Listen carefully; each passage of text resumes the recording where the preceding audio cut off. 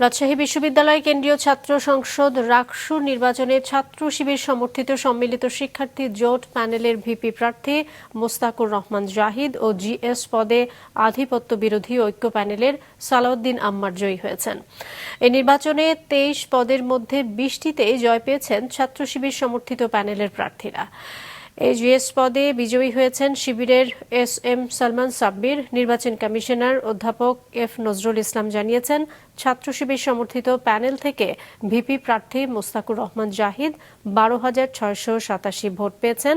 একই পদে ছাত্রদল সমর্থিত ঐক্যবদ্ধ নতুন প্রজন্ম প্যানেলের প্রার্থী শেখ নুরুদ্দিন আবির পেয়েছেন ৩,৩৯৭ ভোট। জিএস পদে আধিপত্য বিরোধী ঐক্য প্যানেলের সালাউদ্দিন আম্মার পেয়েছেন ১১,৪৯৭ ভোট, যেখানে ছাত্র শিবির সমর্থিত প্যানেলের প্রার্থী ফজলে রাব্বি মোহাম্মদ ফাহিম রেজা পেয়েছেন ৫,৭২৭ ভোট। এছাড়া এজিএস পদে ছাত্র শিবির সমর্থিত প্যানেলের এস.এম. সালমান সাব্বির ৬,৯৭১ ভোট পেয়ে নির্বাচিত হয়েছেন। তার নিকটতম প্রার্থী ছাত্রদল সমর্থিত প্যানেলের জাহিন বিশ্বাস এশা পেয়েছেন ৫,৯৫১ ভোট। রাতভর ভোট গণনার পর আজ সকাল ৯টার দিকে চূড়ান্ত ফলাফল ঘোষণা করা হয়।